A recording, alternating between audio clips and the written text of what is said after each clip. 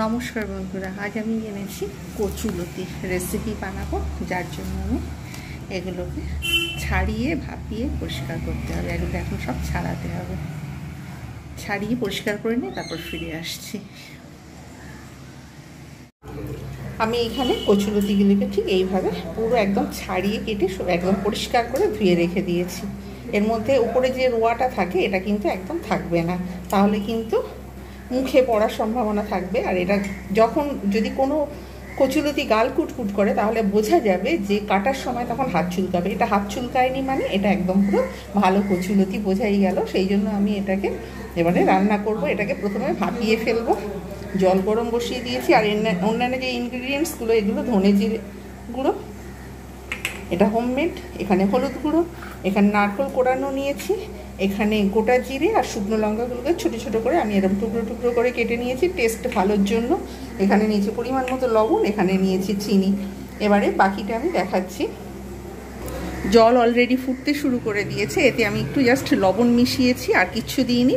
এটাকে আমি দিয়ে দেবো, পুরো কচুলতিটাকে দিয়ে দেবো। মোটামুটি 50 থেকে 60% মতো সিদ্ধ হয়ে গেলে তারপরে আমি এটাকে জলটা ফেলে দেবো। জলটা ফেলে দিয়ে তারপর ফিরে আসছি কীরকম হয়েছে।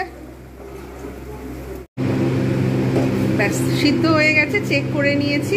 বেশি আবার ফের সিদ্ধ করলে গলে যাবে, তখন সেটা ভালো লাগবে না। এবারে আমি জলটা ফেলে দেবো।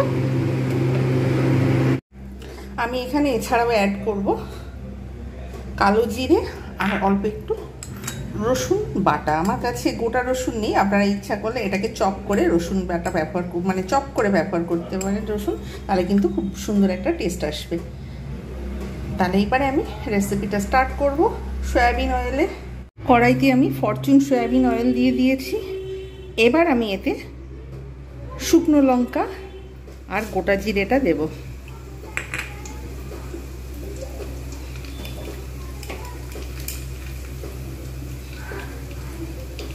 যেহেতু কালো জিরেটা খুব সহজে হয়ে যায়, তাই আমি কালো জিরেটা এইবার দেব।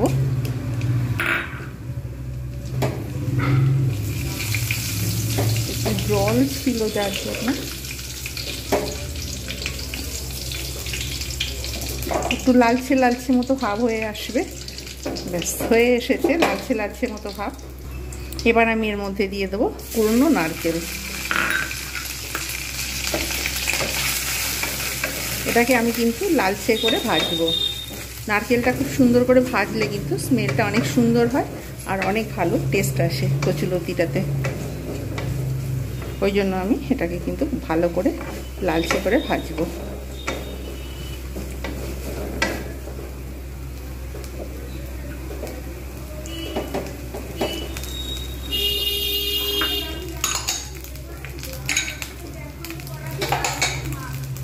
এরকম করে আমি কিন্তু বেশ কিছুক্ষণ ধরে এর যে কাঁচা যে স্মেলটা সেটা কিন্তু চলে যাবে। তাহলে বেশ কিছুক্ষণ ধরে আমি ভেজে নিলাম।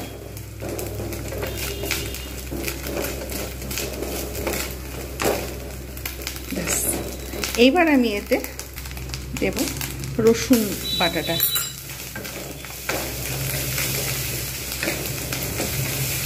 জাস্ট আমি এর সঙ্গে একটু ভেজে নেব।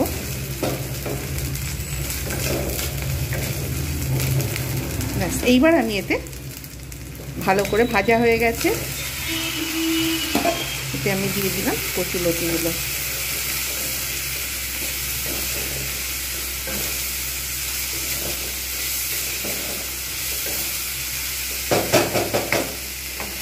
আর অন্যান্যগুলো দিয়ে দেবো সব। এতে দেবো পরিমাণ মতো চিনি। খুব সহজে এটা কিন্তু সিদ্ধ হয়ে যায়, খুব সফট। এবারে দেব হলুদ পরিমাণ মতো, এখানে পরিমাণ মতো দেব লবণ,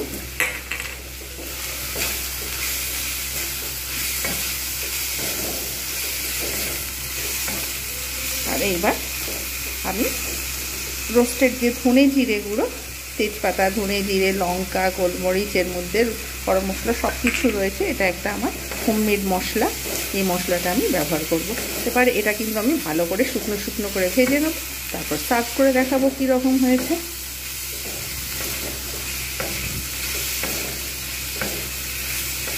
এই রকম করে আমি কিন্তু ভালোভাবে ভেজে নেব। এটা কিন্তু একটু এই রকম থাকলে ভালো লাগে, একদম পুরো ঘেঁটে গেলে কিন্তু খেতে একদমই ভালো লাগে না। কচুরলতি ঠিক এই রকমভাবে খেতে কিন্তু এটা দুর্দান্ত লাগে। তৈরি হয়ে গেল, এটাকে ভালোভাবে একটু ভেজে নেব।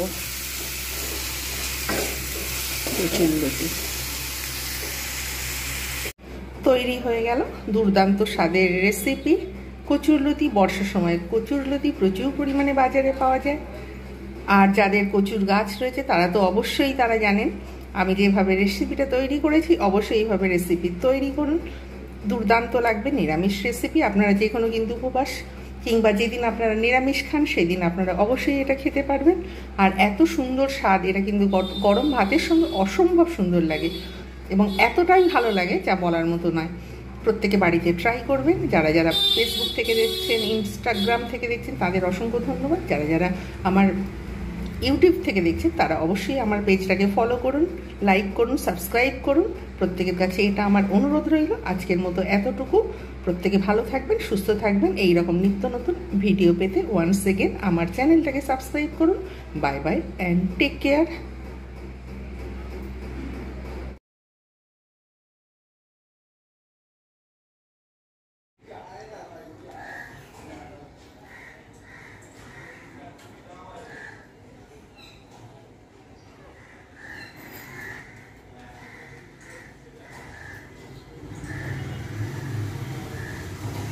আজকের একটু বৃষ্টি কম, সকাল থেকে আকাশ মুখ ভার করে রয়েছে, কিন্তু বৃষ্টির কোনো পাত্তা নেই। যাই হোক, আজকের একটু ভালো লাগছে, নাহলে প্রতিদিন দেখা যেত যে বৃষ্টি হয়ে রয়েছে।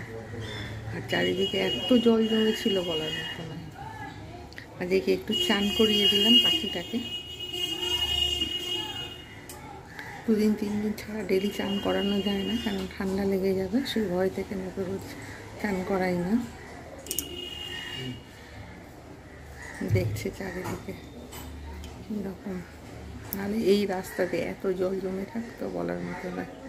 আজকে কিন্তু দেখা যাচ্ছে যে জল নেই।